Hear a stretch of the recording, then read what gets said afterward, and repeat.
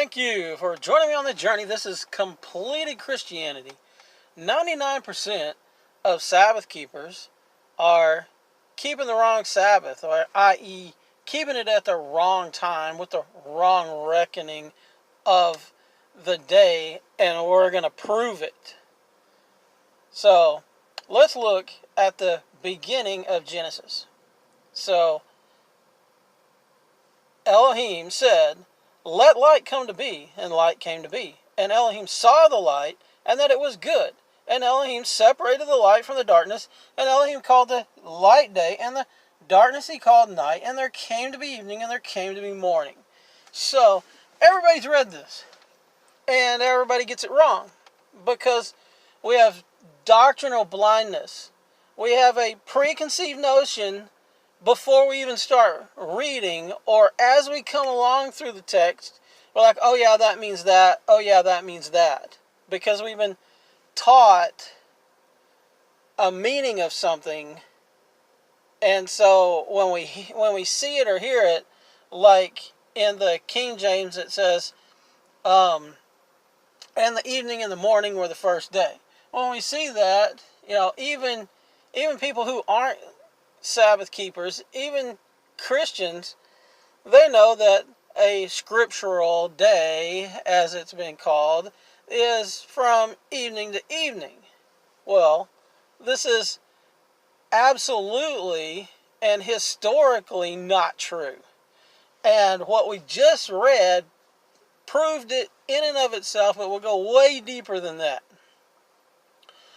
But the light comes to be. This is the work of the creation day. So this is the first creation day. The light is created. The light dawns on the first day when the light is created. And so you have the events of the creation day, and the evening and the morning were the first day. The day ended in the morning, thus the next day started in the morning. But this evening to evening, we say, oh, well, the evening and the morning were the first day. Well, that's not a 24-hour day. That's a 12-hour day.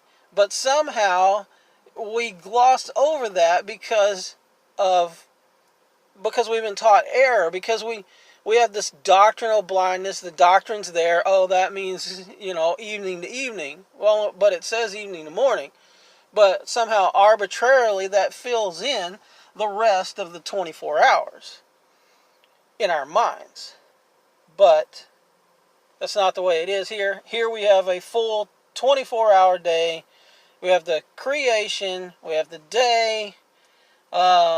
He separates it from the darkness. And there comes to be evening, and there comes to be morning. And there came to be evening, and there came to be morning is a actually better rendition of what the Hebrew actually says. So we have the events of the creation day, and there comes to be evening, and there comes to be morning, day one. So when we go through all the creation days, that's the way it goes every day. You got the events of the creation day, and then the evening, and then morning, events of creation day, and then evening, and then morning, events of creation day, and then evening, and then morning. So it's always morning to morning. And in the seventh day, Elohim completed his work which he had done, and he rested on the seventh day from all his work which he had made. And Elohim blessed the seventh day and set it apart, because on it he rested from all his work which the Elohim in creating had made.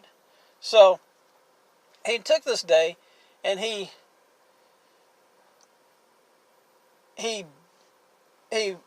placed his favor on this day, on the seventh day. He placed his favor on it, and he set it apart. Set it apart from what? The other 6 days. Because later on, he says, those days are for work. This day's my day. This day, you learn about me. This day, you rest. This day, you rest from your labor, so that you can be renewed and regenerated, so you can go again, so you don't wear yourself out. And in this day, you can learn about me, because this is his appointed time. In Leviticus 23, he says, this is my feast, as it's translated like in the King James. But that word there for feast is moedim. It means appointment, appointed time. He said, this is my appointed time to meet with you. So every seventh day, every Sabbath, every Shabbat, he says, this is my appointed time to meet with you. So do you stand him up? Or are you there for the appointment? A lot of people want to say that, oh, well, the darkness that was on the earth before the first day, that was the first evening. And so it went evening to evening. But that's not it. That doesn't even work with even what the text says. This is how deep the deception is. Because then it would have been evening. Because then it would start like evening. And then you'd have the events of the first creation day where the light is made. And then the evening. And then the morning, or the first day. And then we think it carries on to how long is this day? This is just nonsense. And right here, we prove that this darkness, not if that isn't enough, we prove here that this darkness before the light, that you can't use that to say that's the first evening. So this word in Hebrew is Arab, and it means dusk or twilight. It's a mixing. It's a mix, to intermix, to be dark, to become darkened. Well, it's a mixing of light and darkness. And you can't have a mixing of light and darkness without the light having been created in the first place. So the darkness before the light is disqualified. Not to mention that the darkness before the light creates like a 36-hour day. So the Hebrew here, Arab, proves that that's not the way it was. And the slides I'm going to show you here, these slides come from another video. I'm going to link that video down below, and it's going to be worth watching, because it's going to give you a lot more information, because this is so ingrained in us and it's so entrenched that it's unbelievable. You can't believe what I'm saying, because everything in your mind, it's called a reticular activating system. It goes to work to prove what you already believe. And since you don't already believe this, then you come up with everything in the world to not believe this. But this is the truth.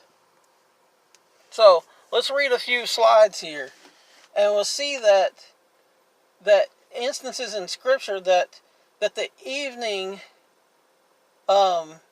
is connected to the same daylight that precedes it, and that they're not separate days.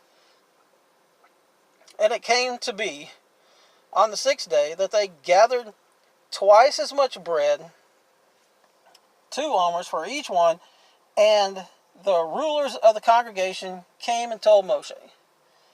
And he said to them, this is what Yahweh has said. Tomorrow is a rest, a Sabbath, kadosh to Yahweh, that which you bake, and that which you cook, and lay up for yourselves all that is left over, and to keep it until morning. And they laid it up till morning, as Moshe or Moses commanded, and it did not stink, and no worm was in it. And Moshe said, eat it today, for today is a Shabbat to Yahweh. Today you do not find it in the field. So today was connected to the morning was the new day. Gather it 6 days, but on the 7th day, which is the Shabbat, there is none. And it came to be that some of the people went out on the 7th day to gather, but they found none. Tomorrow is a rest, a Sabbath, kadosh to Yahweh. And they laid it up till morning, And Moshe said, eat it today, for today is a Shabbat to Yahweh, and you do not find it in the field. So Leviticus 7:15. We're going to see here that the same day, continues through the evening, but it's a different day come morning. As for the flesh of the slaughtering of his peace offering and for the thanksgiving is eaten the same day it is offered. He does not leave any of it till morning. So you eat it the same day, but you have to finish it off by morning. So the morning began the next day, and that the evening nighttime belonged to the preceding day. And the people were up all that day and all that night and all the next day and gathered quail. So they're up all the day, all the night, and the next day. So that day and that night are connected, and then come the next day is a new day. Imagine that, because that's what your mind thinks. That's what your biological clock thinks, because you never have the idea that, that your day that you go through starts in the evening. It starts when you get up. It starts in the morning. And Yahweh spoke to Moshe, saying, on the 10th day, remember that 10th day, that's important. On the 10th day of the 7th month is Yom Kippurim, which is Yom Kippur. Yom Kippurim, it shall be a Kodesh, or set apart gathering for you, that you shall afflict your beings, and you shall bring an offering made by fire to Yahweh. And you do no work on that same day, for it is Yom Kippurim to make atonement for you before Yahweh Elohim. For any being who is not afflicted on that same day shall be cut off from his people, and any being who does any work on that same day, that being I shall destroy from the midst of his people. You do no work, a law forever throughout your generations in all your dwellings. Right there, a law forever. Okay, this is kind of a sidebar deal. Christianity, it teaches that all these are Jewish feast days. These things have been done away with. They don't matter anymore. Right here is a law forever for all your generations. And you say, and the way you get out of that is you say, oh, well, that your generations, that's Israel. We're Gentiles. We're not Israel. Well, if you're not Israel, then you're not partakers in the covenant. Because like Paul says in Romans 10, we're grafted in. We're grafted into the cultivated olive tree. Jeremiah 10, I've called you green olive tree. Speaking to Israel, I've called you green olive tree. This is where Paul's getting this. He's not just making it up and with being a cultivated olive tree. He's pulling it right from the scriptures. He's not just coming up with stuff. You got to be grafted into Israel. The Father only has one people, and it's the people he chose, and it's Israel.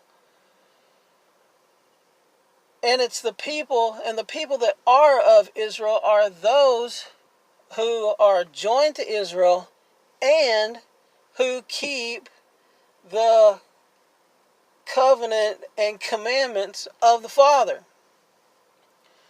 And we've lost this in Christianity because we've fallen prey to the faulty foundation. Go back and listen to my first video, the series that I made in the beginning on this channel. Go back to the first video on this channel. It's a faulty foundation that the enemy has given us to build on, and it's so entrenched and so ingrained. We have this doctrinal blindness and we don't see it. When the Jews returned to Palestine after the Babylonian exile, they brought back with them the Babylonian astronomy and way of reckoning time, from What is a Jew, page 108. So, when they were in Babylon, they brought back Babylonian way of reckoning time. And we're going to see here in a minute that way of reckoning time is reckoning the day from evening to evening. In early Jewish practice, it seems to have been customary, and all these coming up slides are going to be from the same source, and let's see what they are. What's that source? It's the source of the creation story. Okay. So, roll this back. In the early Jewish practice, it seems to have been customary to reckon the day from sunrise to sunrise, or rather from dawn to dawn. Thus, the law for the praise offering specifies that this sacrifice must be eaten on the day upon which it is offered, and that nothing may be left until morning. The repetition of the law in Leviticus 22:30 is even more explicit. On that very day when it was sacrificed, it shall be eaten. You shall not leave any of it till morning. So that day is connected to the night, because on that day you eat it, but at that night you can eat it. But so that night was not the next day. Shall not leave any of it till morning. Clearly the next morning here is reckoned as belonging to the next day, and not the same day as the preceding evening and night. In other words, the day is reckoned here from sunrise to sunrise. Likewise, in Exodus 16:19, the manna was given to the people in the morning just at dawn, before the sun had become warm. It was to be eaten only on the day upon which it was gathered. Nothing was to remain over until the next morning. That which did so became foul. Here too, the day seems to have been reckoned from dawn to dawn. From Matthew 28, it may be inferred that the practice of reckoning the day from sunset to sunset was not universal in Israel, but in certain circles, the old practice continued for several centuries. It is manifest that the day is still reckoned here from dawn to dawn. This is also the implication of the parallel passage, Mark 16:1, Luke 23:56 through 24:1. It seems to imply the same. So, even in these verses, you get the idea also that they understood a reckoning from morning to morning. Finally, it is significant that in the Second Temple, throughout its entire existence, the practice seems to have been in all ritual matters to reckon the day from dawn to dawn, and not according to the latter practice from sunset to sunset. Even the rabbis, who themselves reckon the day from sunset to sunset and refused to admit the legitimacy of any other practice, or rather absolutely ignored all divergent practices, nonetheless had to admit the validity of the interpretation of Leviticus 7:15. The day was at one time reckoned from sunrise to sunrise. The earlier practice, which continued until the time of the secondary strata of the priestly code, was to reckon the day from dawn to dawn. The latter practice was to reckon the day from sunset to sunset. It is impossible to tell exactly when this change in the mode of reckoning of the day took place in Israel, and what causes brought it about. Possibly it may have something to do with the introduction of the lunar calendar instead of the solar, for the lunar calendar naturally presupposes a reckoning of the day from nightfall to nightfall. It was probably coincident with the revision of the festival calendar which took place in the period after the time of Ezra, which was in all probability the work of the Sepharim or the Great Synod of the 4th century BC. This may also be inferred from the statement in the Talmud that the men of the Great Synod instituted ceremonies of Kiddush and Havdalah, the solemn sanctification of the Sabbath, on Friday Eve, and its equally solemn ushering out on Saturday Eve. In other words, ceremonies specifically marking the beginning and close of the Sabbath at sunset. These were ceremonies for the Jewish home instead of the temple. This, coupled with the fact that the second temple in the old system of reckoning the day from dawn to dawn continued to be observed, as we have seen, may perhaps indicate that this entire innovation was the work of an anti-priestly group or party in the Great Synod. So